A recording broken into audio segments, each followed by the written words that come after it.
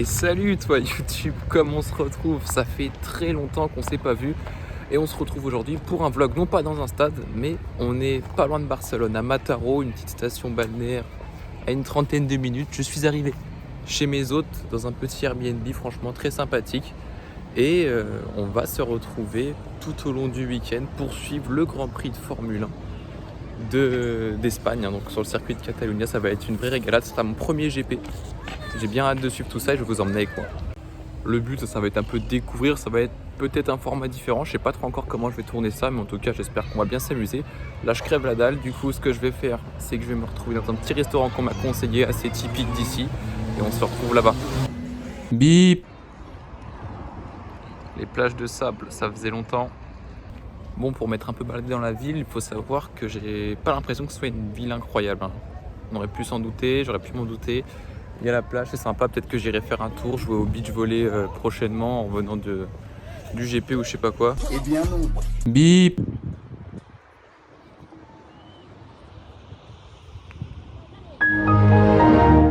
C'est parti pour le premier jour de ce week-end donc de Formule 1, on est le vendredi. Les essais commencent à 13h40, on va s'y rendre, j'ai 1 heure de transport à peu près. Assez excité, ça va être cool en plus. C'est le premier week-end de la saison où on va avoir les premières modifications sur les voitures, les premières modifications conséquentes pour histoire peut-être de rebattre les cartes dans une compétition largement dominée par Red Bull et Ferrari.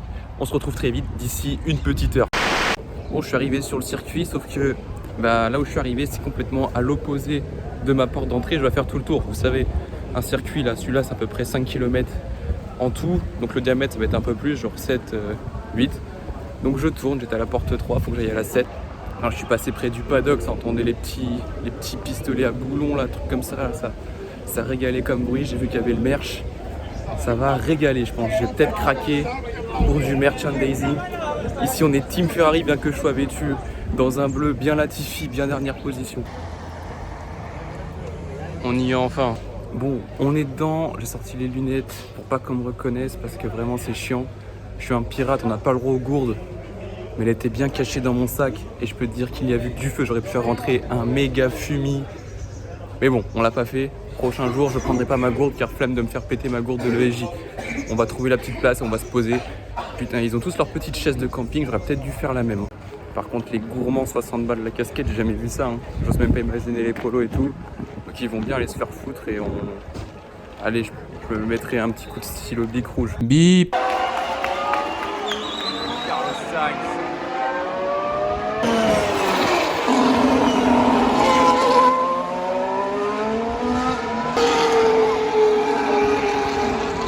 Regardez la taille de son bazar.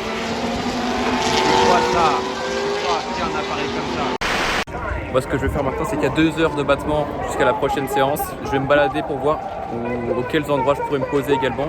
Là, je suis dans une tribune, techniquement, j'y aurais pas le droit, mais bon, on va se balader, on va se faire kiffer. Je vais essayer de trouver de l'eau parce que là, je crève de... Donc là, on débarque dans la fan zone. Il y a des stands pour chaque pilote.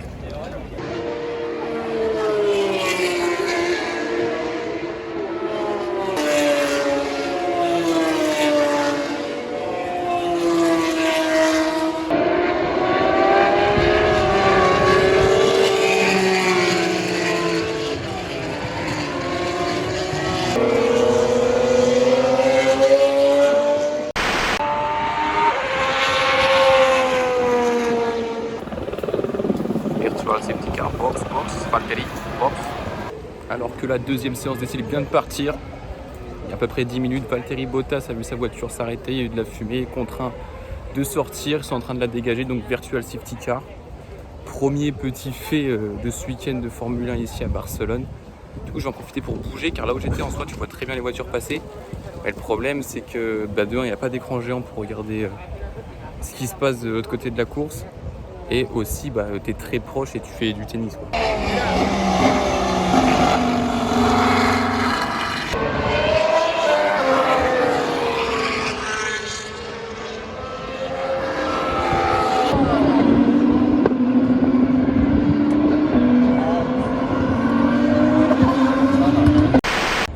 Première journée terminée, je suis lessivé, je suis en train de rentrer à mon lieu de résidence. C'était super cool, Charles Leclerc a remporté les 2 séance d'essais libres, il les a plutôt dominés, on verra ce que ça donne demain en qualif. Mais non, vraiment c'était sympa, même la F2 qui s'est déroulée après les qualifs et tout, franchement bonne ambiance, on pouvait facilement accéder même au gradin et tout pour se balader, vu que c'était le vendredi, il n'y avait pas grand monde, c'était vraiment facile d'accès et tout. Je sais pas comment ça sera demain, mais en tout cas je vais prendre une serviette parce que je pense qu'il y a des moments tu vois, où il y a 2 heures de battement entre une séance, c'est bien de pouvoir se faire une petite sieste, c'est agréable et des coins d'ombre en plus. Donc voilà, donc là je me rentre. Je vais manger, je pense, encore un truc très typique. J'aurai une petite pizza chez Domino's. Et on se retrouve demain pour les qualifs. Je pense pas que j'aurai la foi, vu que j'ai plus d'1 heure de trajet à aller à la course de F3 du matin. Mais on se retrouve demain déjà à coup sûr sur le circuit de Catalogne. Jour numéro 2, on a loupé les EL3 à cause de la RATP barcelonaise. Ça casse les pieds, mais bon, on va arriver à l'heure pour les qualifs. Je vais essayer de vous caler des petites histoires sur le circuit, enfin 2-3 points clés à savoir. Un peu comme ça popera en mode de petits points histoire. Il y aura tel une petite astérix à chaque fois. Je sais pas, pour un peu rythmer cette vidéo, je sais pas vraiment à quoi elle va ressembler, mais qu'au final ce sont des voitures qui sont dans un circuit. Rien de plus, c'est que ça la Formule 1. Oh, l'anecdote à venir! Ce circuit a été inauguré en 1991. À l'époque, c'était pas vraiment pour y faire de la course. Dans un premier temps, ça a été pour accueillir les Jeux Olympiques donc de Barcelone en 1992, les épreuves de vélo sur route. Voilà pour la petite anecdote. Bon, en vrai, je mytho un petit peu. En 1991, j'ai donc le premier Grand Prix d'Espagne et depuis, le GP de Catalunya s'est clairement affirmé comme un des plus connus, un des plus fidèles Grand Prix donc, du calendrier F1. Donc depuis 91, il a toujours été présent chaque année. Ça fait de lui un des plus, donc je l'ai dit, fidèles au calendrier, et notamment on peut penser à des Spa, des Monza. Ce sont des GP historiques mais qui sont menacés actuellement avec les nouveaux Grands Prix du Golfe arabique avec l'Arabie Saoudite notamment, qui viennent débourser des sommes énormes pour accueillir un Grand Prix, et des sommes avec lesquelles ces pays comme la Belgique, l'Espagne ou encore l'Italie ne peuvent rivaliser. Regardez, ça c'est la queue je crois pour ma porte qui est tout là-bas, elle est à 400 mètres ma porte, mais c'est pas vrai. Je suis rentré dans le circuit avec une fouille comme d'hab, ma foi assez laxiste, hein. Merci mon sac avec vos poches secrètes. Il y a 2 fois plus de monde qu'hier, hein. Ça va être blindé.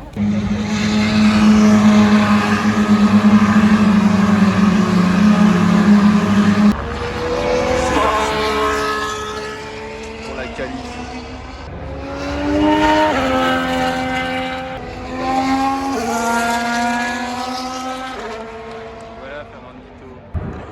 Il est bien le man, posé dans mon axe de vision. Merci vieux.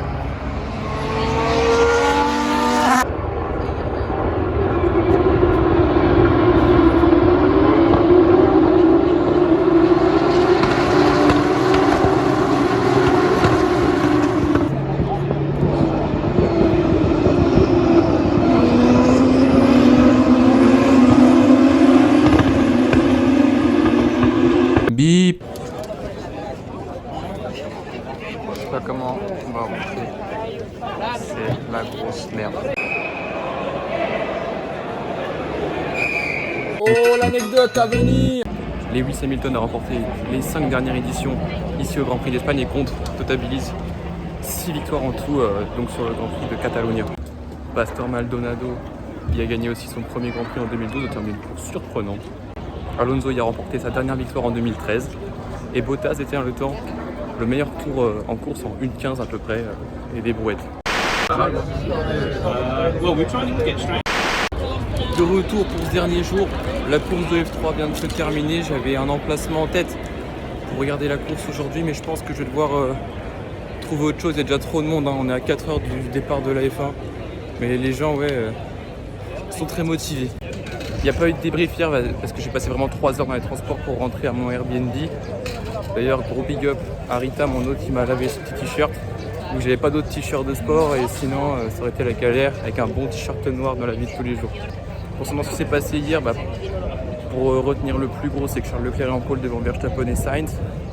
Les Mercedes sont bien de retour avec Russell 4, Hamilton 6. Mais surtout, ce qu'il faut retenir aussi, c'est que Alonso a foiré sa qualif puisqu'il démarrera 17ème devant son public, une petite remontada. Va peut-être alors se mettre en marche. C'est un échec à tout le monde partout. Genre vraiment partout. Oh, l'anecdote à venir! Au Aujourd'hui, on ne manque pas d'eau. On a 2 litres du frais. Parce que vraiment, les autres jours, j'ai failli mourir plusieurs fois. J'ai bu de l'eau non potable. J'ai même bu ma... Bip. Bon, on est en place. Il y a la course F2 qui vient de démarrer. Là-bas, on a des petits écrans, mais heureusement que j'ai 10-10 pour pouvoir bien voir. Là, j'ai un chasseur d'images. On va attendre le premier passage des voitures.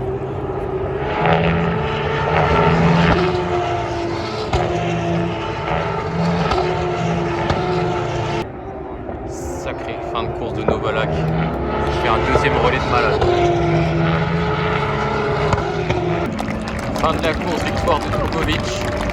Novalak fait 5 après une super remontée en deuxième relais. Pourchère était en perdition. Lui il fait 8ème il me semble.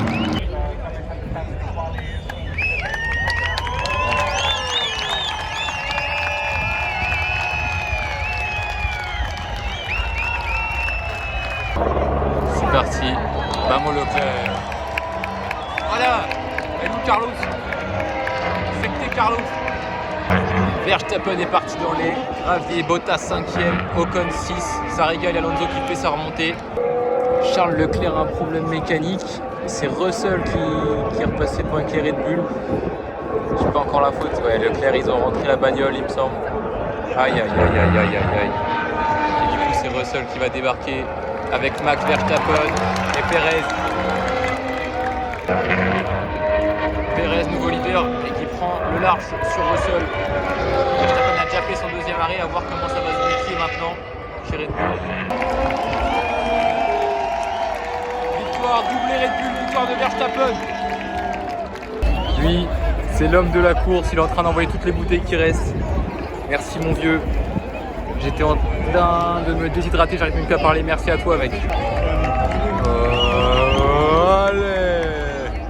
Et merci mon vieux. Oh, l'anecdote à venir. Le GP d'Espagne, c'est donc terminé pour moi. J'ai vraiment passé 3 jours superbes. Il y avait beaucoup de chaleur, le temps était là. Le fait de voir pour la première fois ces voitures d'aussi proche, c'était quand même assez cool, car au final, la F1, c'est un sport que j'apprécie beaucoup depuis pas mal d'années. Grâce au Padre quand on était petit et tout, ça m'a fait plaisir d'aller les voir pour la première fois dans la vraie vie. C'était ici, c'était à Catalonia, et je me suis vraiment bien éclaté. Je n'ai pas tellement dépensé d'argent sur place pendant ces 3-4 jours, étant donné que le seul argent que j'ai dépensé, c'était le métro. Mais bon, on va y revenir après, vu que je vais donner mes petits conseils, et je serai preneur d'ailleurs de vos conseils pour mes prochains Grands Prix, car j'imagine qu'il y en aura d'autres. En termes de transport, dans la globalité, j'ai pris un pass de 10 qui m'a coûté 30 € parce qu'en gros, il coûtait 30 € vu qu'il y avait 3 zones, vu que je passais de Barcelone à Mataró, là où je dormais. Donc 30 balles, et sinon, j'ai dû dépenser une 50aine € de bouffe. Mais voilà, je voulais pas mettre de trucs d'argent dans le merchandising car je trouvais ça trop cher et j'adore bouffer. Et j'ai préféré passer du bon temps dans des bons restaurants.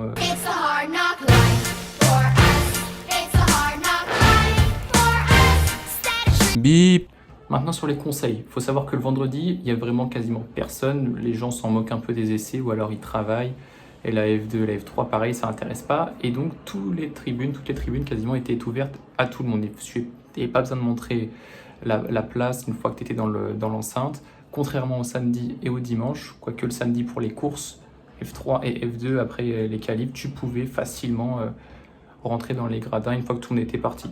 Si vous avez donc un accès pour tour, c'est là que c'est intéressant dans le sens où vous pouvez aller visiter des zones du circuit que normalement vous n'avez pas accès, vous mettre dans des gradins pour voir ce que ça fait, quelle vision vous pouvez avoir, pourquoi pas une prochaine fois si vous voulez, et bien payer un peu plus cher et avoir une place dans les gradins. Le dimanche, bien que je sois arrivé 4h30 avant le Grand Prix, ce n'était pas suffisant, c'était déjà blindé de monde, les meilleures places en pourtour étaient prises, enfin du moins ce que je pensais être les meilleures. Mais donc j'ai donc décidé de vous donner quelques petits conseils, donc du moins vous en faites ce que vous voulez, je vous les donne. Il faut savoir qu'il y a une grosse commune néerlandaise, je pense que hormis la communauté espagnole qui était présente, c'était eux qui étaient les mieux représentés pour Max Verstappen. Et les Néerlandais, c'est comme dans les campings en France, ils viennent hyper tôt, ils posent les serviettes et après tu peux plus revoir la plage jusqu'à la fin de la journée. Donc mes petits conseils, là je tentais de mettre un petit escrito, mes petits conseils, donc arrivez le plus tôt possible en fonction de ce que vous voulez, en mode qu'est-ce que vous attendez de votre Grand Prix, quelle place vous comptez avoir. Il y a aussi avoir de la crème solaire, boire beaucoup. Aujourd'hui c'était mon max, il faisait 35 degrés, mais j'ai dû boire 3,5 litres durant le Grand Prix et et c'était pas assez, j'avais encore hyper soif. Donc prévoir beaucoup de litres d'eau. Également, si vous pouvez prendre une glacière, ça c'est incroyable, ça peut faire le taf de malade si vous êtes entre potes et tout, ça peut être incroyable. Une chaise de camping, et là vous êtes au top. Je pense les lunettes de soleil et la casquette, et je pense que j'ai rien oublié. En tout cas, si j'ai oublié des choses, ou si vous avez des trucs à me conseiller, comme je vous l'ai dit, n'hésitez pas à me le dire dans les commentaires, je serai ravi pour une prochaine expérience d'avoir tous vos retours aussi à vous. Écoutez les fans de F1 qui avaient déjà pas mal de grands prix au compteur, je vous écoute, je lirai tout. De toute façon, c'est pas avec les 15 commentaires habituels que je suis noyé par les commentaires, je suis noyé par la lecture. Donc voilà, je vous fais plein de bisous, j'espère que vous avez kiffé la vidéo, je sais pas trop ça quoi comme format, mais bon, c'était mon expérience, je vous la partage telle quelle. Je vous fais plein de bisous, mettez un petit pouce bleu, un petit commentaire, ça me ferait très plaisir et je vous dis à la prochaine. Ciao. Bip.